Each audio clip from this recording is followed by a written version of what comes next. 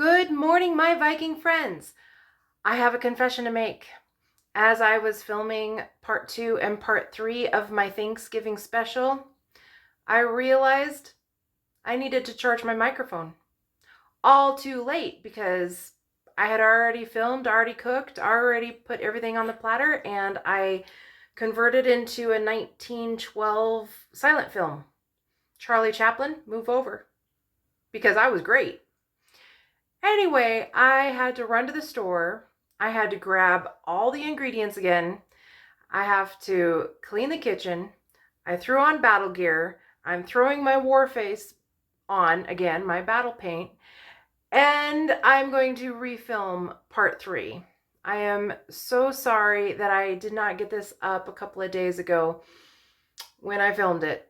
So here I am scrambling to get it done for you guys. Hopefully it gets thrown up tonight. If it doesn't, I will have it on Wednesday morning. Stay focused, my friends, and I will see you in the video.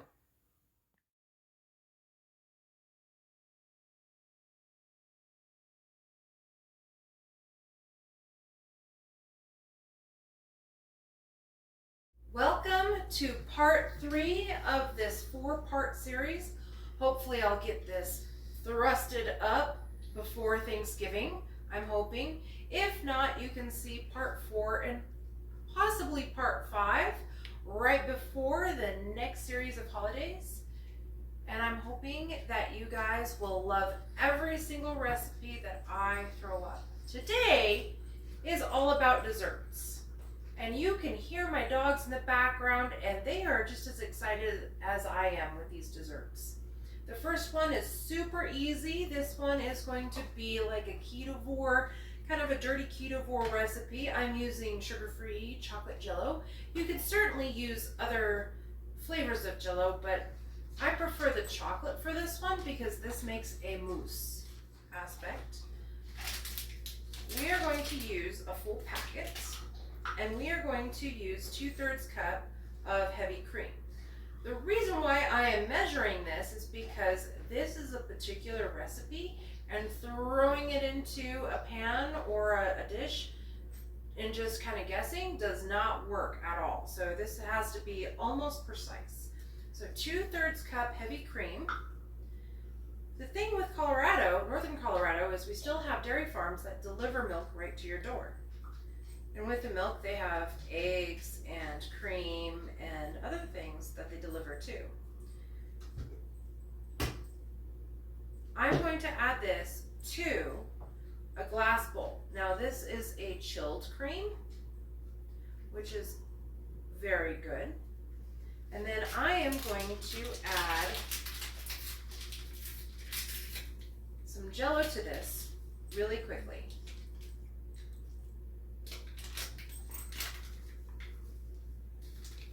Whole packet.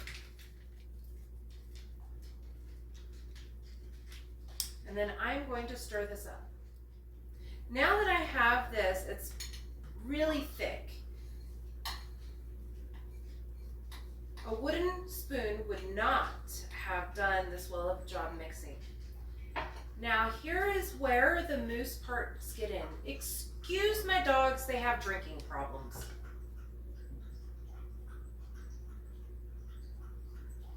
We are going to add another third of a cup, another 2/3 of a cup of cold, heavy whipping cream. I told you they have drinking problems. And if I didn't have to throw this up right before Thanksgiving, I would have edited this part out. But since I'm in a rush, you're going to get the background noise of the dogs pacing, all the stuff going on outside, maybe a chicken clucking, all that kind of crazy stuff that goes on behind the scenes. If you want to check out what happens behind the scenes while I make these recipes and trying to figure out things, check out my video below. Otherwise, let's keep going. So with this heavy whipping cream, it has to be cold. And if you're not kind of sure about how cold it needs to be, stick it back in the refrigerator and let it chill some more, because that's about as cold as you need it. Almost where it's so cold it's going to start freezing up. And this is where the magic happens. I'm going to mix it now with my handy dandy old dinosaur blender here, mixer, and I am going to mix this up for about 10 minutes until firm peaks start to form. Then I'm going to slowly incorporate our thick goop here into this, and it will slowly magically turn into a delicious mousse. So stay tuned.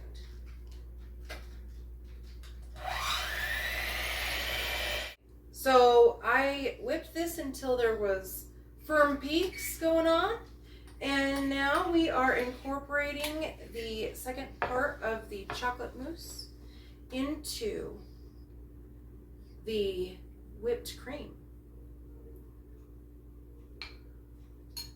I'm going to blend this in, and it is going to become this delicious, delectable mousse. Okay, I'm going to put this in my dish.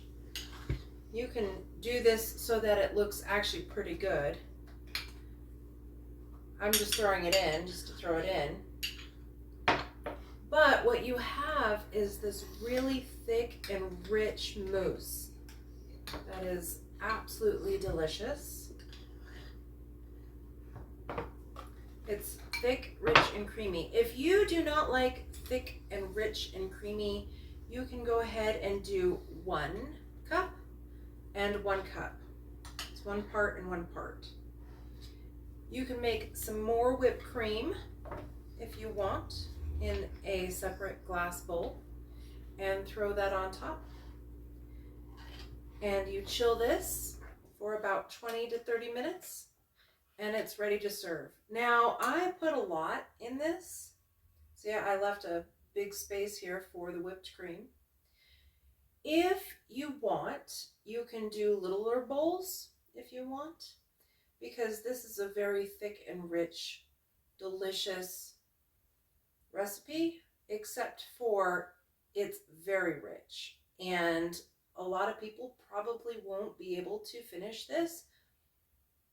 Okay, I will. Who's joking? I will. Anyway, this is very delicious and it is a party stopper. If you want to make more, definitely get 4 or 5 boxes of Jell-O. This makes about 3 to 4 little bowls like this. So here we are going to throw together some pumpkin bread. Nothing screams Thanksgiving than pumpkin bread. I love pumpkin bread. Unfortunately, in my days of going carnivore, pumpkin bread has been off the menu. But I am sitting here going, all people out there who are in the keto realm and ketovore realm can absolutely enjoy this recipe. And I sent this out with some love. We are going to start out with 2 cups of pumpkin puree. Now in my video that I realized I messed up on, I had an actual pumpkin that I had baked and gutted and pureed. I have to resort to doing this right quick because here I am.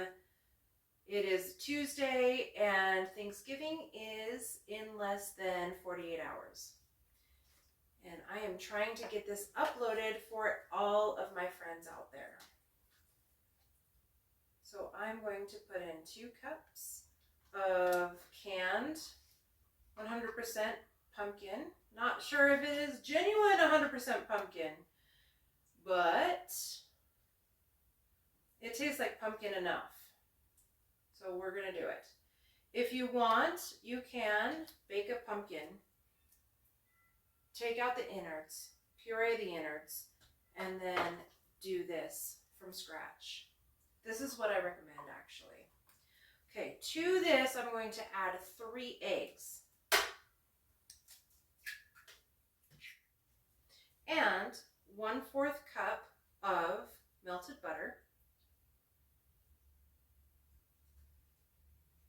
and I'm going to add ever so slightly a little tiny bit of cream.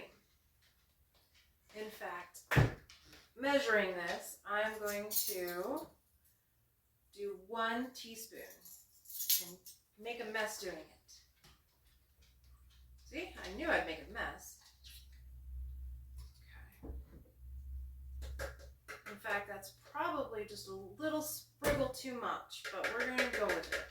You don't want this too wet of a recipe.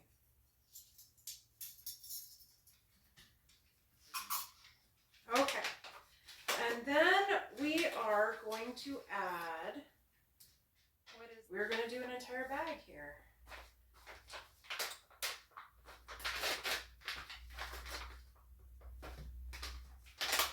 Okay.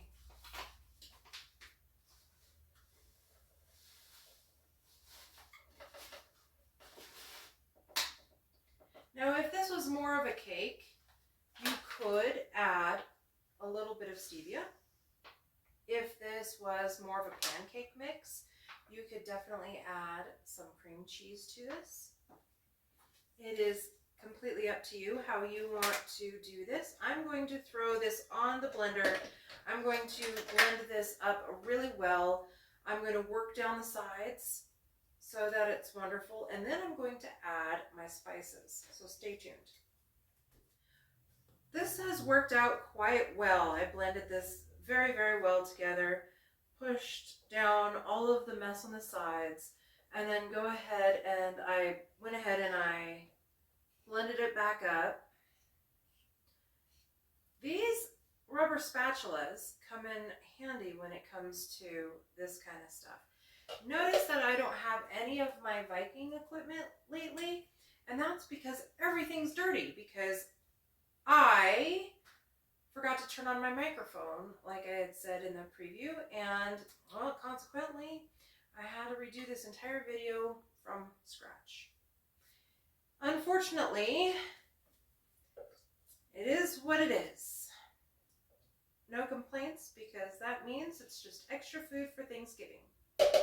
Okay, so here are the secret ingredients. Pumpkin pie spice. I'm going to add a full tablespoon. Make sure that that was a tablespoon. I'm measuring, and then the reason why I'm measuring, guys, is because I want precise measurements at this point in time. Because my last video, I had everything all set, and usually I don't measure, I just estimate, as everyone probably has expected. It drives everybody crazy. I know it does. But when you've been cooking for this long, you kind of just throw in together and you're like, okay, that's probably a 1/4 tablespoon. This is a teaspoon. And then I'm going to do the same with cardamom. Now, everybody who has watched my videos before knows that cardamom adds kind of a nutty, woodsy, interesting flavor to it. It's definitely kind of a earthy but not dirty flavor. It adds balance to either spice or a sweet flavor. It's not sweet, it adds the balance to the sweet, definitely, or the tart. It adds balance to the tart. Now, here is where you can take liberty in how you want to make this happen. We are going to add, how much is in here? We are going to add, should be actually a 1/2 teaspoon. There we go, a 1/2 teaspoon of vanilla extract. I use pure vanilla extract, and that's not going to be enough for the next batch. That is not going to be enough. I'm going to have to buy some more vanilla extract. Okay, so that's going to be on the pipeline here. Now, here you can either add ginger, 1/4 teaspoon of ginger. You can add orange extract, or you can add maple extract. It is or if you want rum tasting, you can also add rum extract. This is your recipe, so you decide how you want the hint flavor to be. one is good. Today I am going to actually add 2 drops of orange extract, just enough to give a hint of flavor of orange. It brings out a citrusy kind of flavor, but people, because it's so light, people will not know that it is in fact orange. So about 2 to 3 drops. And that's it. It is just so minute, so small that the flavor will just hit the tongue, but it won't be identifiable. Stay tuned. I just got done thoroughly blending this. It looks amazing. I cannot wait to throw this in our greased pan. I am estimating that this greased pan is about 3.5 inches by 8 inches. Women's inches, of course. I would have to get a tape measure to figure out if I'm correct or not.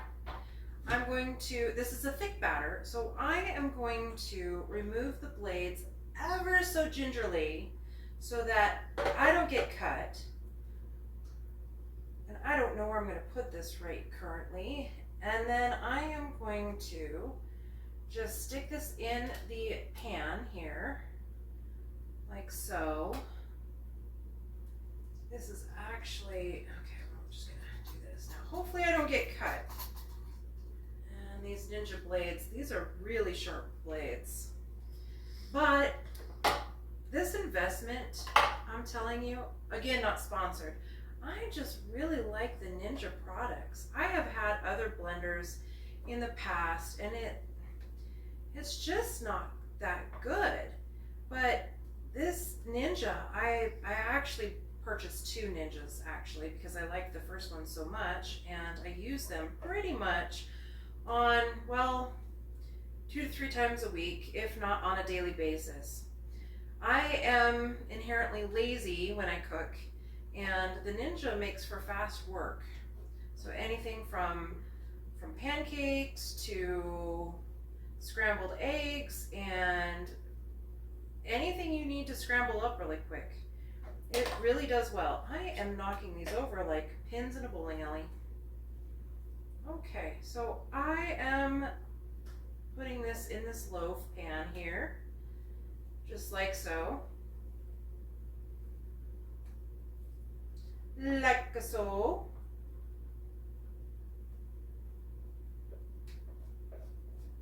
And for the cookies that are coming up, I am not going to wash this. Now, people would freak out if I said, I am not going to wash this. But the cookies are pretty much the same ingredients. The pumpkin cookies are. And I had several requests for cookies. So I will make cookies. All right.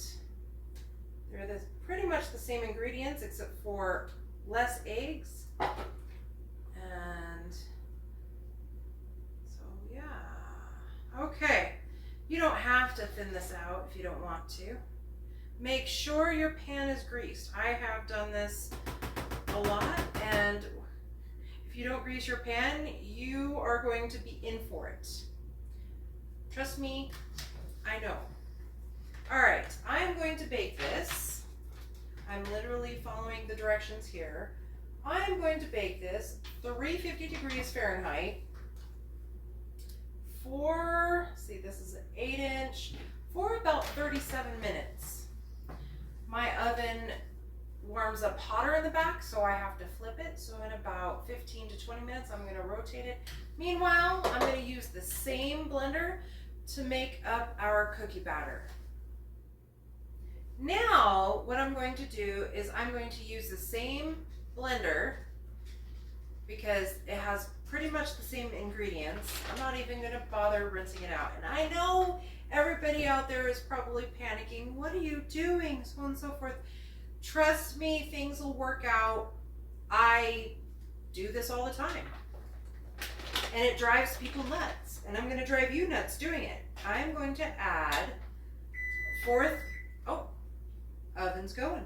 I'm going to add 1/4 of a cup of stevia.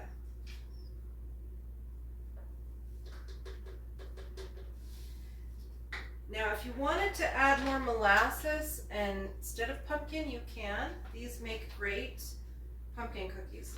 These make great molasses cookies. The basics are the same. So depending if you want more molasses or more pumpkin, just tweak the recipe 1 for 1. And then I found brown sugar. Now, I am not sure if the brown sugar is comparable to the actual brown sugar, but 1/4 of a cup of brown stevia, brown sugar stevia.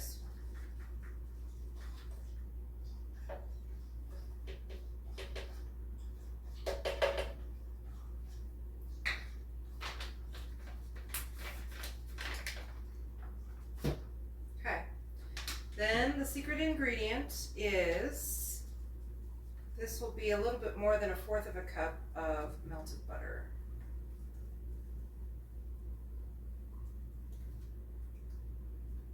Okay, 1/4 of a cup. Rim didn't melt. I threw this in the microwave for a minute. That's okay. That's okay. So, we are going to blend this up really quickly.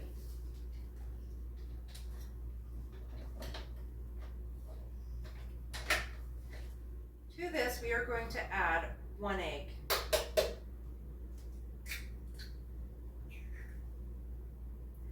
And blend this up again. Add 1/2 cup of pumpkin puree.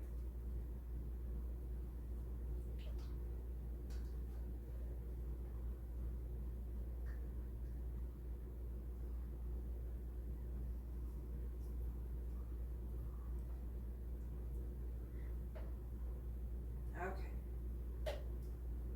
All right. And the leftover batter from the bread can be shoved down in. It's okay. It can be all incorporated.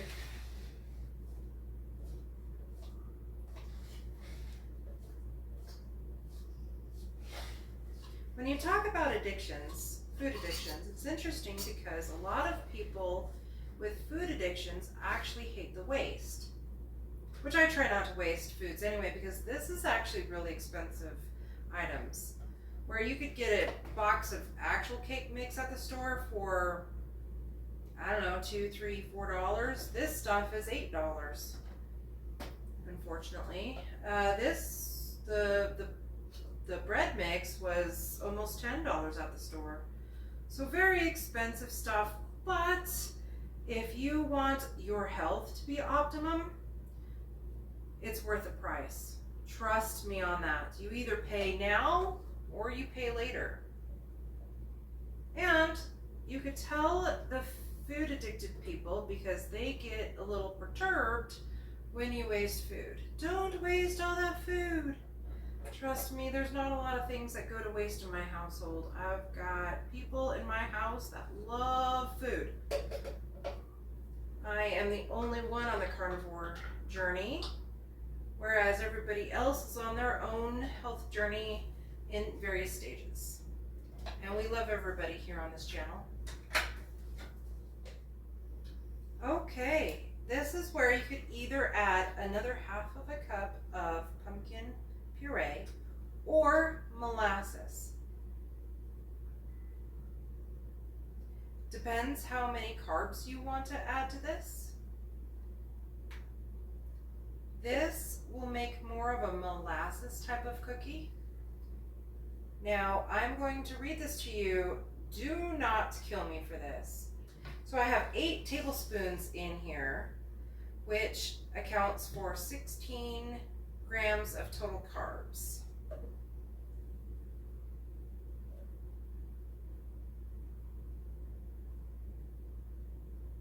So 16 grams of total carbs per tablespoon in here versus, let me see, hold on. Total carbohydrate, 10 grams of total carb per 1/2 a cup. So definitely pick and choose wisely how you want to do this, if this is going to be a low carb version or if this is going to be more of a ketogenic version.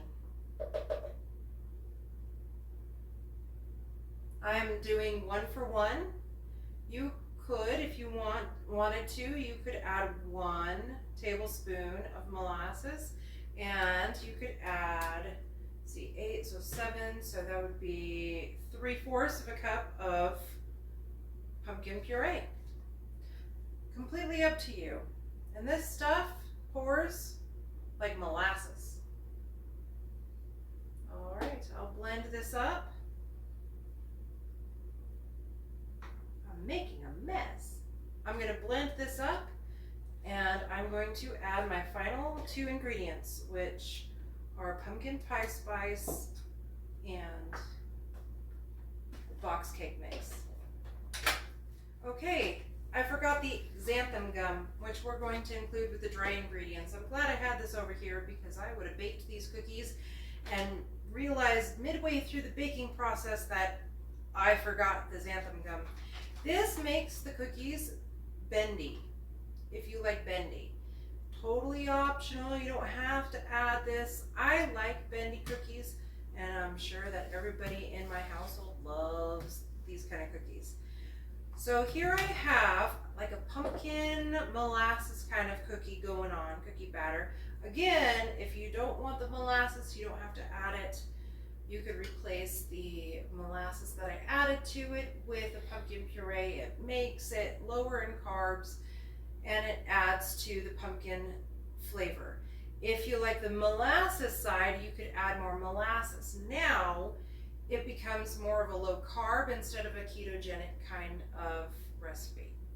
I'm going to add 1 teaspoon of xanthan gum. And I'm going to do what everybody hates when I do this, is I just guesstimate. Then I'm going to add 1 tablespoon of pumpkin pie spice and an entire box of the Keto Classic Cake Mix. This right here is made with almond flour, coconut flour, allulose, chicory root fiber, and it contains less than 2% of leavening, cream of tartar, baking soda, tapioca starch, salt, xanthan gum, stevia, sweetener, natural flavoring, contains tree nuts. So we know that the trees that they obtain these with are boys. Adding a whole bag of keto cake mix. All right, I'm going to blend this up, make sure that everything is off of the sides, and then I will get back to you in just a minute. So it looks really, really good. I'm going to scoop some out on parchment paper onto a baking sheet. I am using old baking sheets because apparently I'm a 300-year-old bog witch. I prefer to say, no, I am a Viking woman. Thank you very much. I don't know if I passed the test or not. So I'm going to get these scooped out. I'm going to do 9 cookies. And then I'm going to make a couple of donuts as well. Because it really is the same batter when you get down to it. I will see you in just a minute. Remember when I said these blades were sharp? Well, I had found a little tiny black thing in one of these trays here. The blade cut off a little bit of the rubber on this and put it in the batter. I was like, oh yeah, okay, all right. Remember, these blades are really sharp. I put the batter in a donut tray. I also have cookies baking. It makes really good cookies and really good donuts. You can't open up the thing.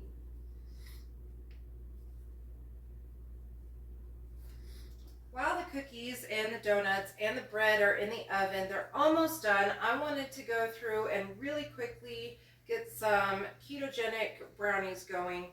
Who loves brownies? A lot of people do, but I'm going to add a couple of items in here to make them even better. And for example, 1/3 cup of water I added, except for I also added a little bit of melted cream cheese, about 1/3 cup.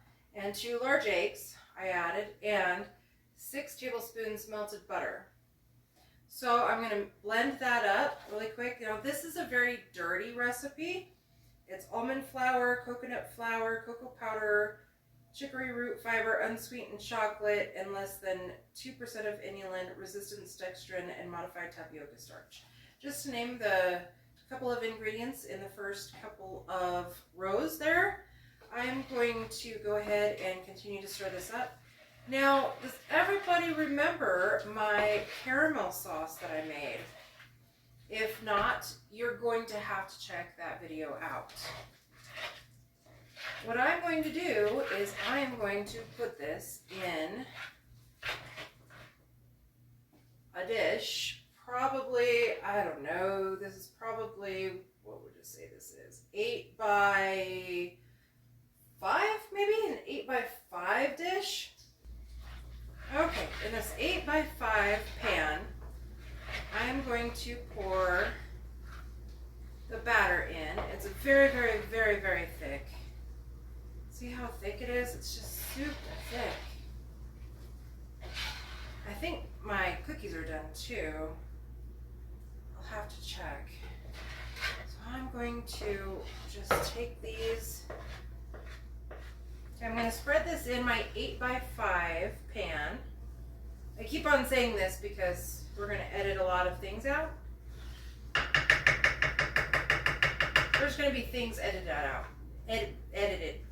Anybody want to say edited 5 times? Edited, edited, edited, edited. Okay, so this is about it. Now, this is completely optional as far as, there we go, getting all that down. Hopefully it spreads out a little bit, because this is going to look a little chunky. I don't know. I'm not eating it, so I guess it has to look pretty, right? Because you're presenting it for the holidays.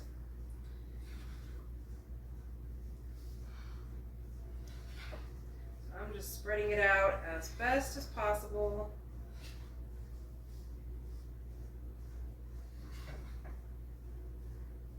There we go. All right. Here is a secret ingredient. This is completely optional. Just lightly dust the top with cayenne pepper. I know what you're thinking. This is crazy. But trust me, it adds an element that nobody could dispute is out of this world. And then, if you remember my caramel sauce, I'm going to spread my caramel sauce on the top. And I am not going to make it look pretty. I am going to just let it chunk, because this will eventually spread out, get thicker, and then seep into the batter as it bakes. I'm going to pop this into the oven, 350 for 28 minutes. I'm going to get the other pans out, and then this is going to be in for 25 to 28 minutes.